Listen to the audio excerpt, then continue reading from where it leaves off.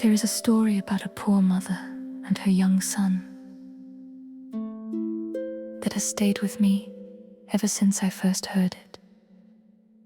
It goes like this.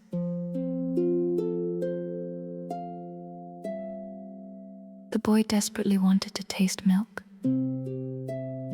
Perhaps he had seen other children drinking it.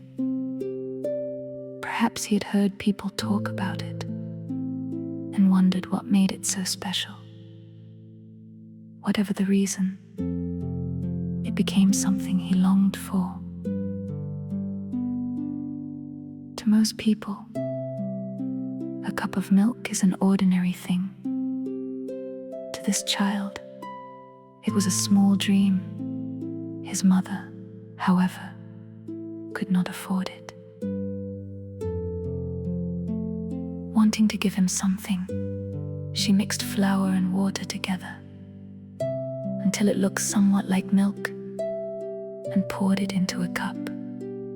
When she handed it to her son, she told him it was milk. The boy's face immediately lit up with excitement. Finally, he was getting to experience something he had wanted for so long.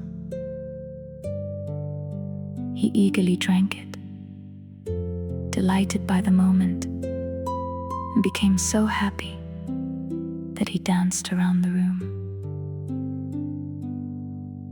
Watching her sons celebrate, the mother began to cry. At first, the reason seems obvious. She had deceived him. She knew what was in the cup, and he did not. Yet the more we sit with this story, the more we begin to realize that her tears likely came from far more than a simple lie. Hidden within this brief moment are layers of love, guilt, scarcity, sacrifice, longing, and the painful gap between what we wish we could give and what we are actually able to provide. Let's take some time now to explore these layers.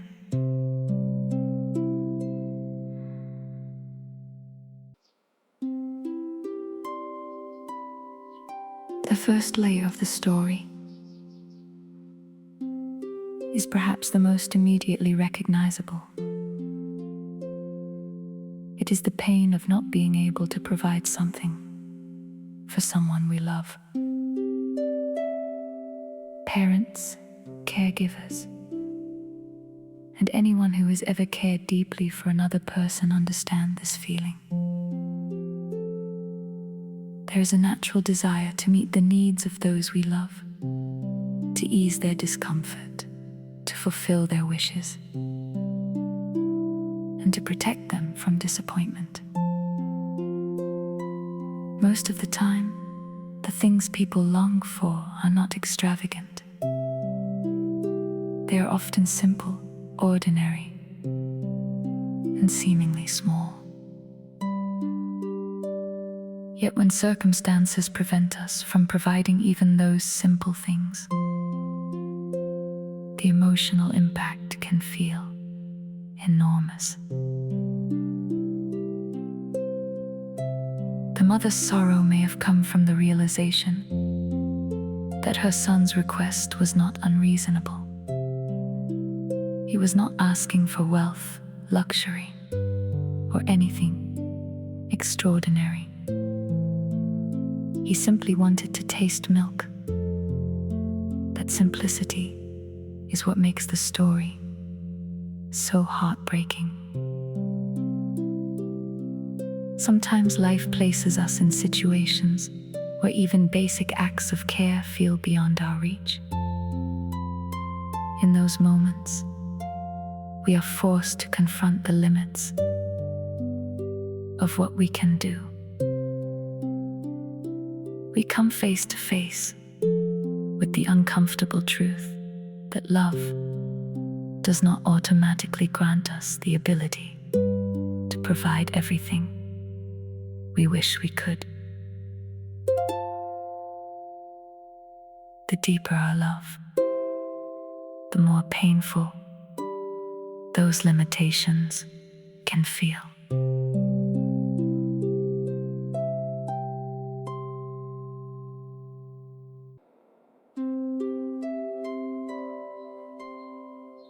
What makes this story especially moving is that the boy was not disappointed. In fact, he was the exact opposite. He was overjoyed. He did not complain, question, or express frustration. He accepted the cup with complete trust and experienced the moment with pure excitement. He danced because, in his mind, something wonderful had finally happened. And somehow, that joy may have made the mother's pain even greater. His excitement revealed just how much this small experience meant to him. It exposed the depth of a desire that many people would barely notice. Watching him celebrate something so simple may have forced the mother to confront the reality of their circumstances in an entirely new way. Sometimes, another person's gratitude can expose our own grief. Sometimes we cry, not because someone is unhappy, but because we wish we could have given them more. Many of us have experienced moments where a child treasures a modest gift. A friend deeply appreciates a small act of kindness, or a loved one expresses gratitude for something we considered insignificant. They see the gift. We see all the things we wish we could have added to it.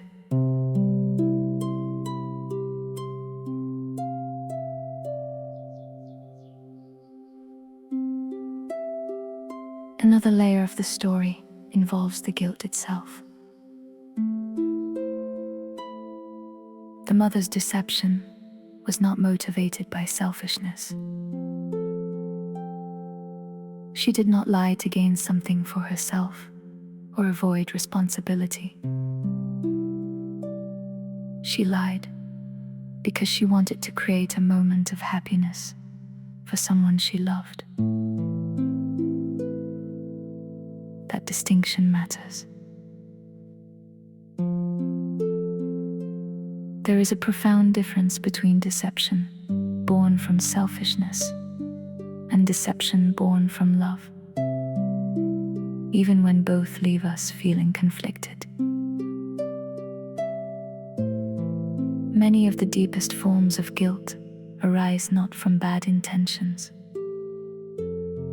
but from situations where our hearts are trying to do something good while reality limits our options. A parent reassures a child despite uncertainty. A loved one hides their own fears so someone else can rest peacefully. A caregiver offers comfort while privately carrying concerns they cannot fully share. These moments exist in a complicated emotional space. The person receiving comfort experiences relief, while the person providing it often carries the weight of knowing more than they reveal. The mother's tears may have reflected the burden of holding two realities at once. She wanted her son to experience joy, yet she also knew the truth behind that joy. Carrying both realities simultaneously can create a kind of sadness that is difficult to put into words.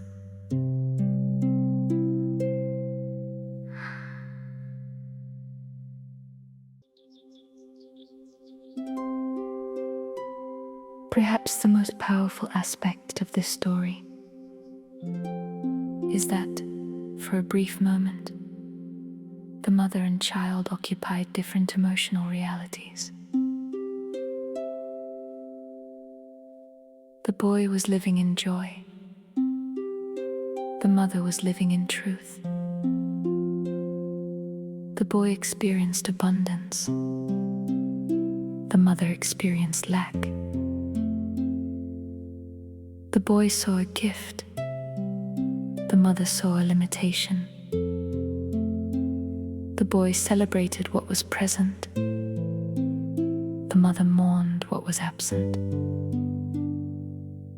Neither perspective was wrong. Both were completely true. This may be one of the most profound lessons hidden within the story. As children, we often experience life directly. We encounter the moment itself and allow it to be enough. As adults, however, we rarely experience only the moment. We experience the moment plus everything surrounding it. We carry context, history, responsibilities, worries, future consequences, and countless layers of understanding that children do not yet possess. Knowledge often brings wisdom, but it can also become a burden. Sometimes seeing the full picture makes it harder to enter completely into joy. The mother could not experience the moment the way her son did because she knew too much. She knew what was in the cup. She knew why she had made it. She knew the larger problem remained unsolved. The very knowledge that connected her to reality also separated her from the simple happiness her son was experiencing.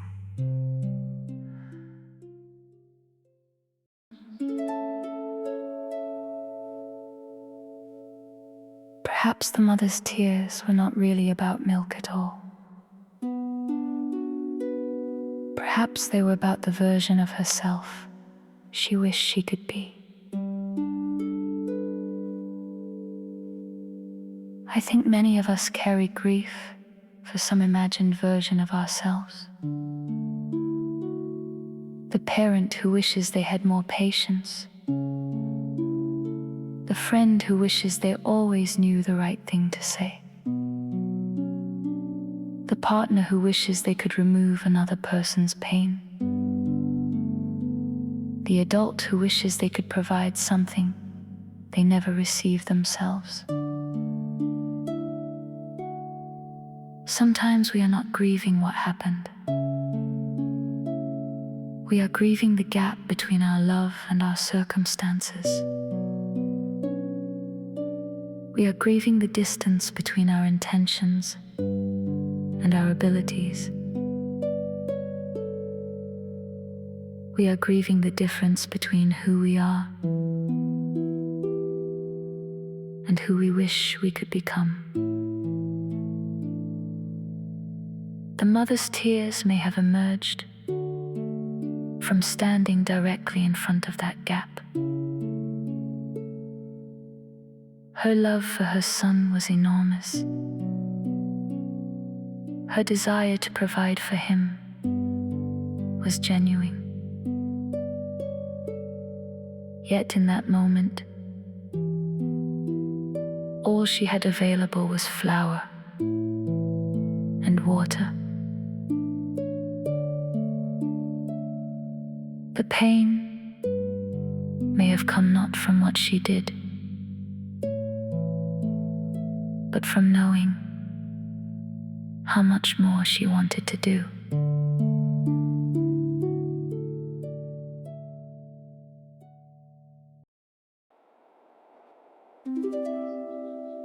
Yet beneath all of the sadness, there is another truth quietly waiting to be noticed. The flour and water were not milk. That part is undeniable. But the joy was real. The excitement was real. The love was real. The dance was real. The boy's happiness was not imaginary. Something meaningful reached him, even if it wasn't the thing his mother wished she could provide. This raises an interesting question. What was the true gift in that moment? Was it the liquid in the cup? Or was it the experience itself? The mother could not provide milk, but she did provide a moment of delight. She responded to her son's longing with the resources she had available. Was it perfect? No. Did it solve the larger problem? No. Yet it still created a memory filled with joy. Sometimes we become so focused on what we could not give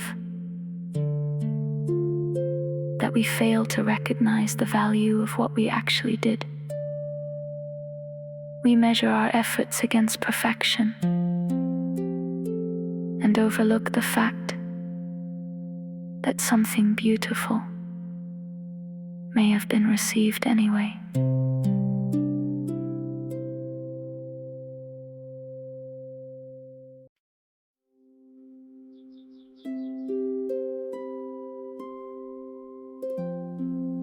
Most of us know what it feels like to judge ourselves by what was missing.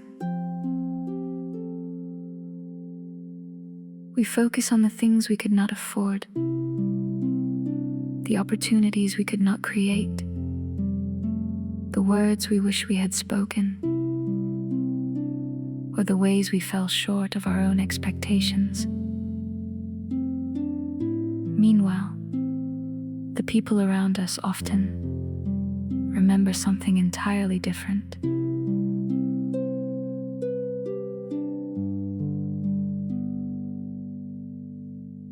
They remember the encouragement, the kindness, the support, the presence, the effort. They remember how we made them feel during a difficult season. How often do we overlook the impact of our own love because we are measuring ourselves against an impossible standard? How often do we dismiss our gifts because they were not larger, stronger, or more complete?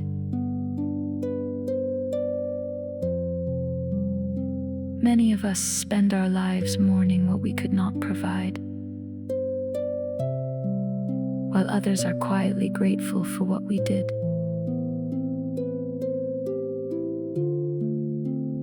The difference between those two perspectives can be profound. One focuses on scarcity. The other focuses on connection. What do you focus on?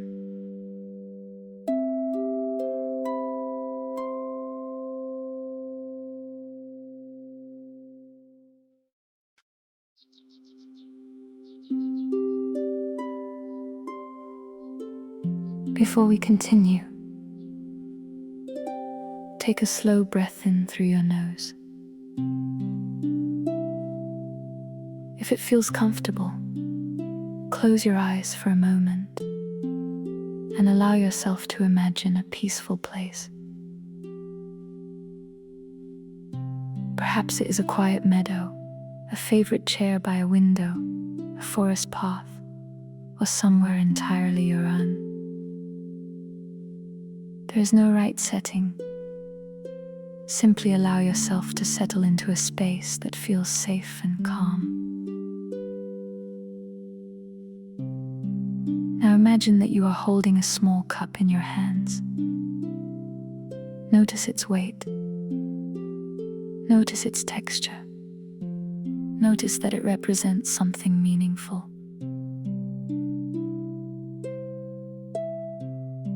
This cup contains all the things you believe were not enough. The conversations you wish had gone better. The opportunities you could not create. The gifts you could not afford, the help you could not provide. The times you wished you had more energy, more wisdom, more patience, or more resources than you did. Take a moment to notice what appears inside the cup, without judgment. Simply observe it.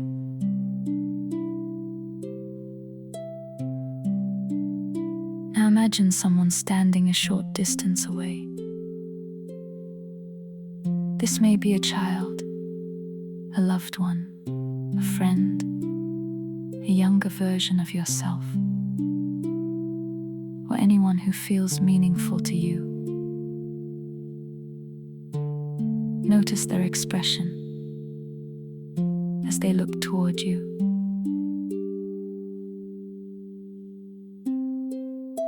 When you are ready, offer them the cup. Watch as they receive it.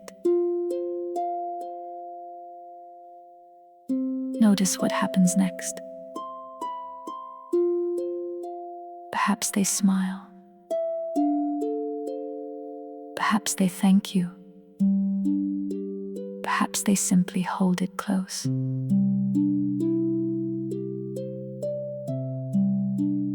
Allow yourself to become curious about their experience rather than your own for a moment. Step outside of your usual self-criticism and see the gift through their eyes.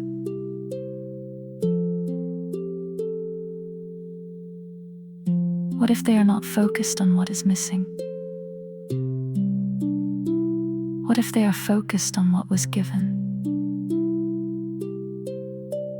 What if the thing they remember is not the imperfection of the gift, but the love behind it?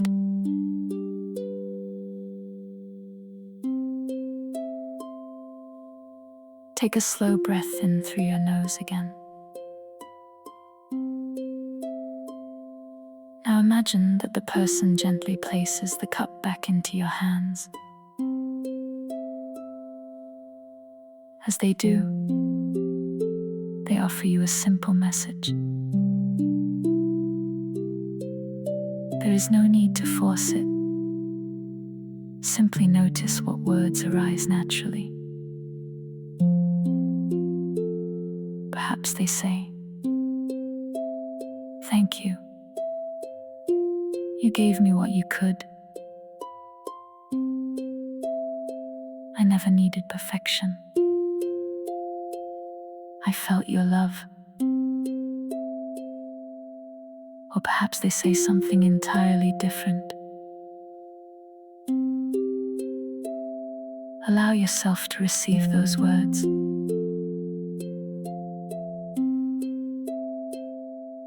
Take another slow breath. Notice that the cup is beginning to glow softly. The things things you once saw as evidence of your limitations are transforming into reminders of your effort, your care, and your humanity. The cup has not changed, but your relationship with it has. As you prepare to return to the present moment, consider this possibility. Perhaps you have spent years grieving what you could not provide.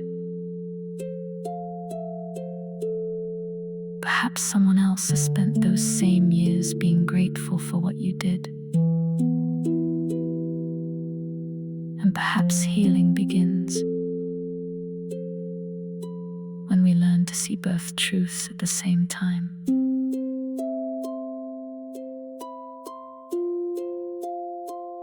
Now, gently open your eyes.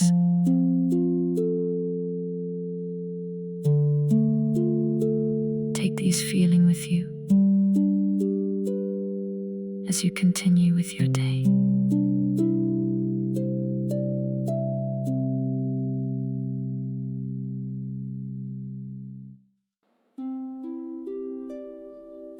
The deepest sadness in the story may be contained in a single unspoken sentence. I wish reality matched the love I have for you. Most people know what that feeling is like.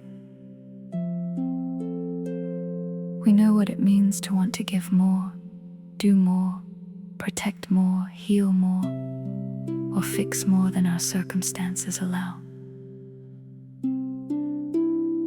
We know what it feels like to love someone deeply while being unable to remove every obstacle from their path. Yet life continually reminds us that love and control are not the same thing. Love cannot always provide everything it wants to provide. Love cannot always remove suffering. Love cannot always change circumstances. But that does not mean love has failed. Sometimes we are grieving what we couldn't offer, while the people around us are dancing because of what we did. Perhaps one of life's greatest lessons is learning to hold both truths at the same time. We can acknowledge what was missing without overlooking what was given. We can honor our limitations without denying our love. And we can remember that sometimes the people we care about are touched not by perfection, but by the simple fact that we tried. So go out there, give it your best, and let that be enough.